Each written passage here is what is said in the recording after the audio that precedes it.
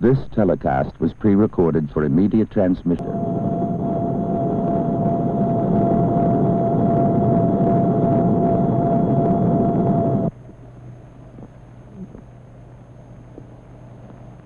Here's the line along the Suez, which the Israeli army is holding in order to stop the Egyptian forces.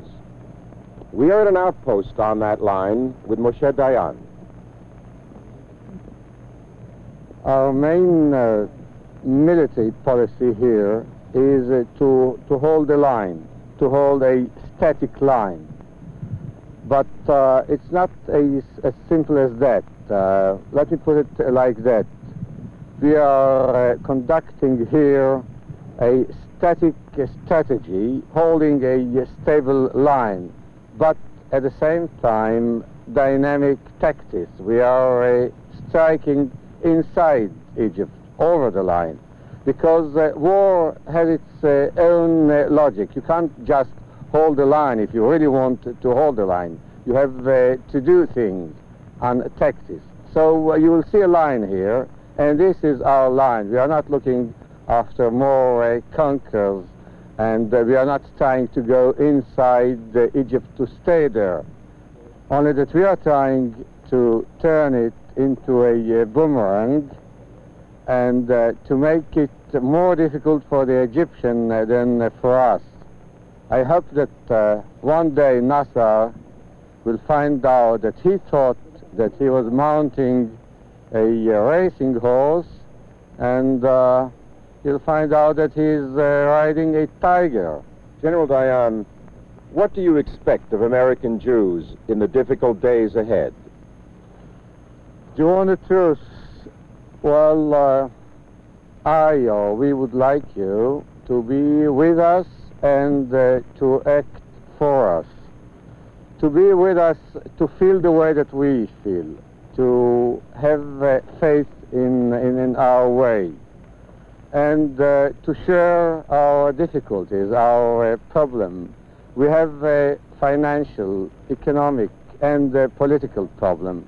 We want you to help us financially and politically. And we want you to act for us in your country, in America, to make the Americans understanding us better and supporting us, both you and the American people.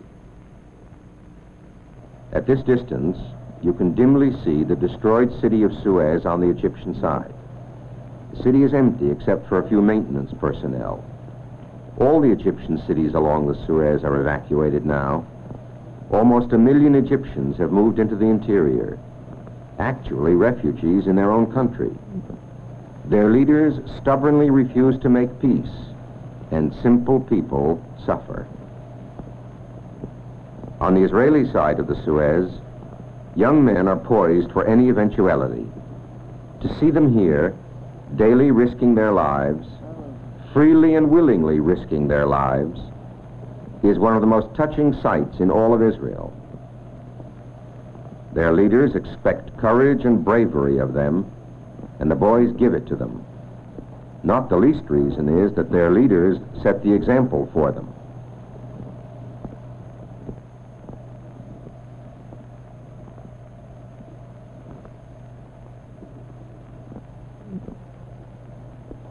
One of the men General Dayan is counting on to hold the line is this 23-year-old lieutenant, a battery commander whose 155-millimeter guns are poised to fire across the Suez whenever necessary.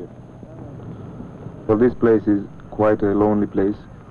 It's very cold at night, and when we sleep only with blankets, no sleeping bags, because we have to be movable every minute.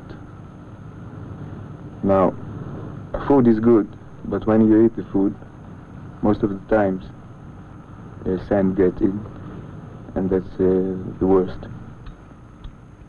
Now, as a commander, I see this war as a very special war, because it's not a war of conquering areas or with some aim in it, only one, which is keeping the position still preventing the Arabs killing Israeli citizens and preventing destroying of our nation. In this war, we have many wounded people and many dead ones. But I think the cost is justified, and I think all the future of the Jewish nation depends on how we stand here and how we protect our rights. This 26-year-old man is the field doctor who services the lieutenant's unit. As soon as I'm informed that I have a wounded soldier in one of my battery or another unit in the field, I'm hurrying toward him with my ambulance, and his friends bringing him toward me with an half truck or with a command car. I meet him in the field, give him the first treatment, if he needs resuscitation, fluids or blood, respiratory resuscitation. Then I'm going with him to a known place, and then I have a helicopter waiting for me. With the helicopter, he's flown to a center place in Sinai. There is a special resuscitation unit, and if he's severely wounded, he's flown to a center rear hospital in the country.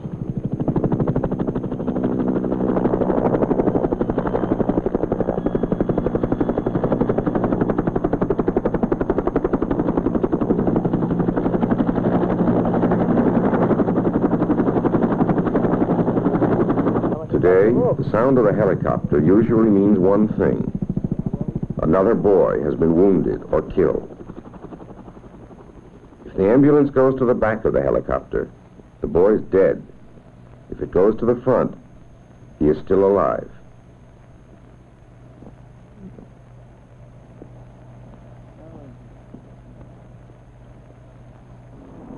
Right now at Tel HaShomer Hospital outside Tel Aviv, you will find this boy. He lost both his hands. Here, Shlomo Pfreund, a member of the staff. Most of the people in overseas think that the war is over. But if you would see the boys coming in from the front without arm or without a leg, it's sometimes very hard for the boys. There are nervous breakdowns for this.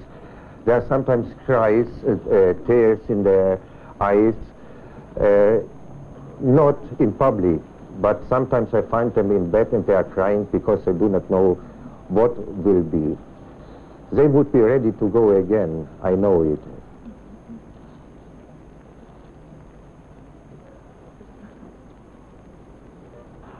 The man inside this wooden casket is being buried at Mount Herzl in Jerusalem. He was a reservist in his mid-30s. A mortar shell along the Suez took his life. His wife, his children, his brothers and sisters, his friends. The loss is theirs. He gave the most a man can give. Today, and almost every day in Israel, you can see this scene. עלינו ועל כל ישראל, ואמרו אמן.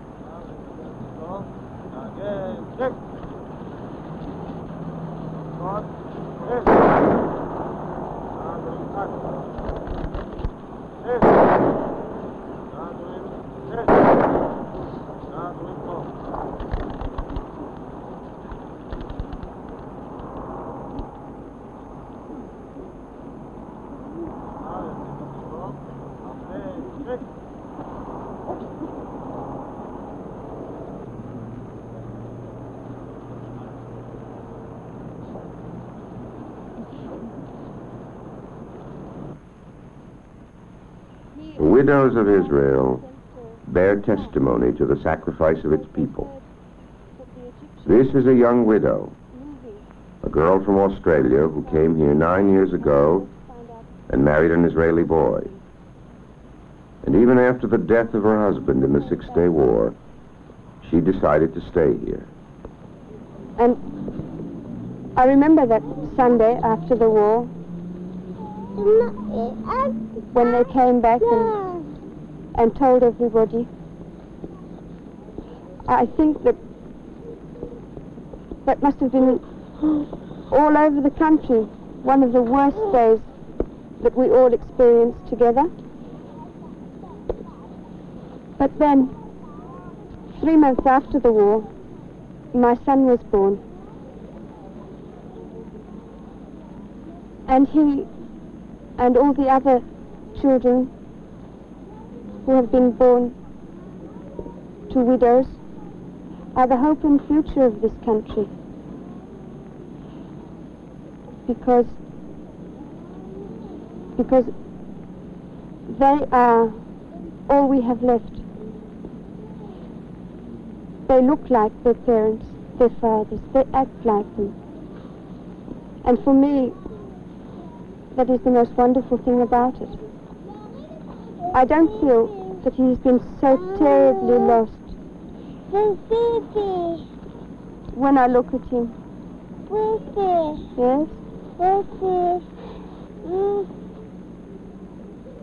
But as for me, I couldn't, yes, come and sit with Mummy. I couldn't live anywhere else. The greatest hope, of course, is for peace. And one can only hope that my husband and all the other boys haven't given their lives away in vain. But by the time he's big enough, there won't be any war. Israel not only has the sacrifice of its widows, but its grieving parents as well. Run away to the man who is responsible of the security of our kibbutz. And I asked him, tell me, Benny, his name is Benny, tell me, Benny, what happened to my Benny? Tell me what happened to Benny. He will try to get some news about him. They knew already. They couldn't tell me any details because they didn't know much, but only that he is killed. Why they knew to take away from me my son. And they don't know to bring him back.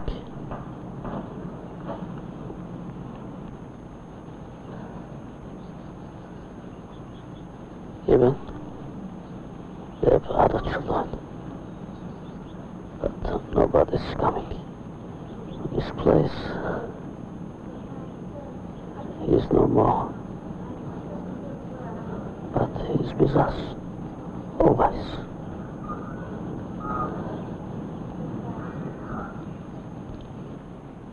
After 2,000 years, the Jews have returned to the western wall of the Second Temple, the Wailing Wall.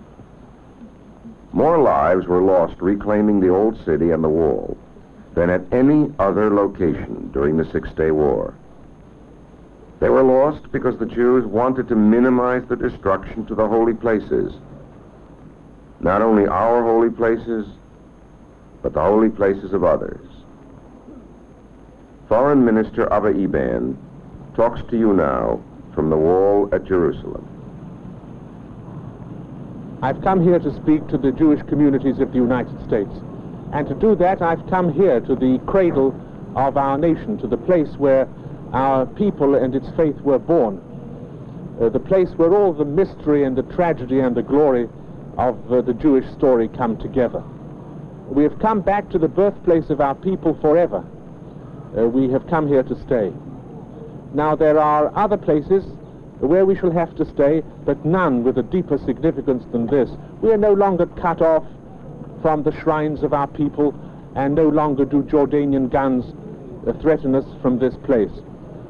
Nobody knows what the final peace map of Israel will be, but there will not be any peace or any peace map unless we can stand firm until there is peace in which we can negotiate the conditions of our coexistence with our neighbors. When I say that we shall stay here and we shall stay in other places, I am saying a very grave thing. We know what the price is and what the price will be. Our sons and daughters are falling at the front. Our children in the Jordan Valley sleep every night in air raid shelters. A heavy struggle lies before us against very strong adversaries in the international arena. A burden of taxation and of economic restraints faces us this year. What nation is there anywhere in the world which has such burdens and which faces such dangers? Our adversaries hope that these burdens will crush us. And I tell you that they well may be right. Whether our burdens crush us or not depends not on NASA, not on the Soviet Union, not even on our friends in the international community. The question depends upon you. It is you who will be decisive and central in answering that question, whether our burdens will defeat us or whether we shall rise above them. Now think of what those burdens are. The burdens of security, the heavy load on our economy, our responsibilities in the administered territories, the landmine and the bomb which are thrown against us in cafeterias and in supermarkets, the hope of our foes to isolate us from world opinion. These are our burdens. All of them fundamentally come back to the question whether we shall have the resources with which to meet them. Some of our burdens are glorious indeed. In the next 4 or 5 years, more than 250,000 Jewish immigrants will come to our shores. This is not a burden, this is a grace, but in the first instance, this is a heavy load upon our economy. Therefore, the central question that everybody in Israel asks is what you are going to do. If you will help us to bear these burdens, and especially the economic burden, then we shall stand firm. Then the ceasefire lines will be maintained. Then we shall triumph in our international struggle. Then we shall absorb and integrate our immigrants. Then we shall build our society to be a glory for all Jewish history. If you were to fail us, who knows what catastrophes would not fall upon us? Then that which our enemies were not able to do in June 1967, they would perform.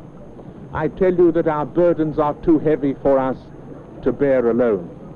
If you will rise to the levels and above the levels of 1967 in the practical affirmation of your solidarity, then Israel will know security, and there will break forth from this place that radiant and indescribable vision of peace which mankind first saw from these holy stones of Jerusalem.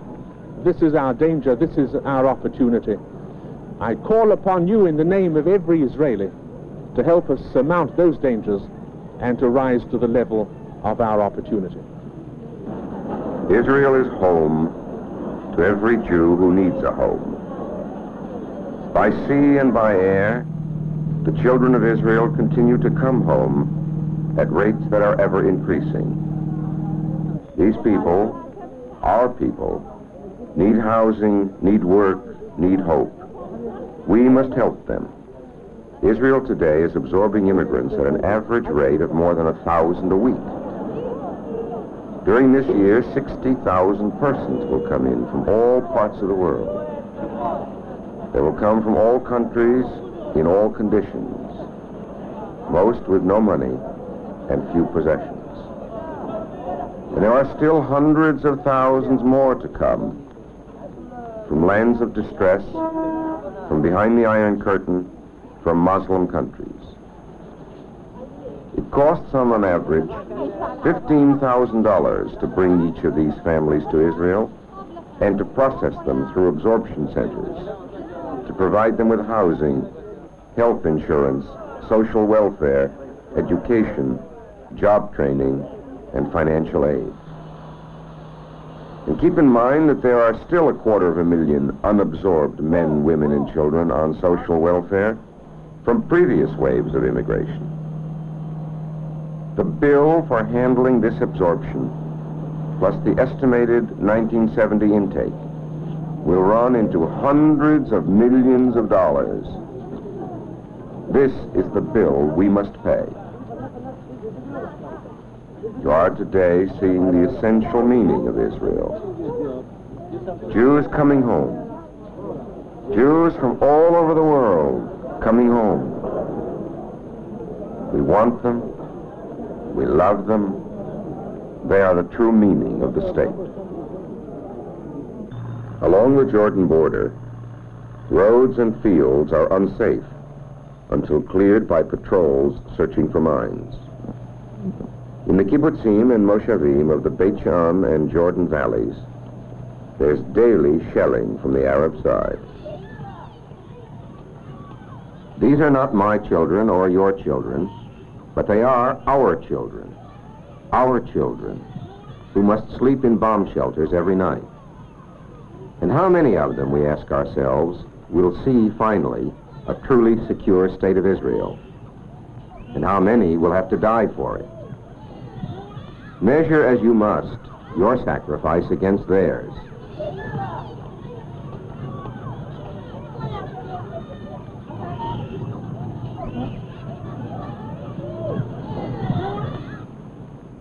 The Prime Minister chose to come to the Beit Shan Valley, which was today under shell fire, to talk to you.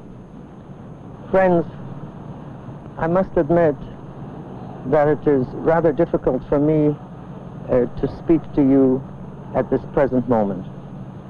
I'm here in the Beit Shan Valley, just in the midst of a trip that I'm making to see the various settlements, agricultural settlements, on the Jordan River, which means they are on the border between us and Jordan. These are the settlements that for the last 2.5 years since the war have practically not known what it means to have many days, consecutive days or nights of quiet. I have seen these people, the men, the women, the youngsters, the children. I have gone down into the shelters to see where the children actually live now, and they consider it their home. I've seen the mothers that have tiny children, babies, infants, and they know that at any moment shells may come over from the other side. And to be in the midst of these men and women going on with their work, going into the army when they are called up, to see how they take it, how they have no thought whatsoever of moving anywhere for an easier life. I have just been in a moshav called Yardena. Only 2 nights ago, there was again shelling there. And to see how these men and women go on, how they realize that a shell may fall at any moment, and yet they cultivate their farms. What they asked for is to put up maybe some more housing so that their sons and daughters who are about to be married may live in the same place with them. They're not picking a safe place somewhere else for their sons or daughters. They want them right there and near them, and the young people want to be there. This is the spirit of these people. It is difficult to be among them without a feeling, something of a feeling even of being ashamed that one does not remain among them and live with them.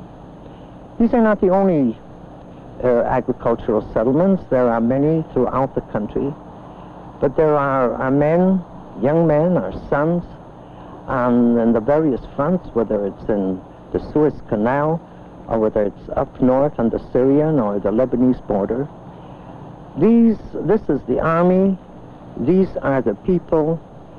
These are the people that we depend upon, and it is because of the spirit of this people that we can do as well as we do militarily.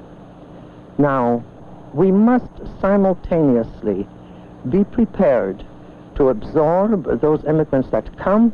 We want them, we need them. Those that come, they need us, they need the country. We must see that our economy is intact. We must see that our industry develops. We must see that our agriculture develops. We must see that our schools go on, that there is higher education.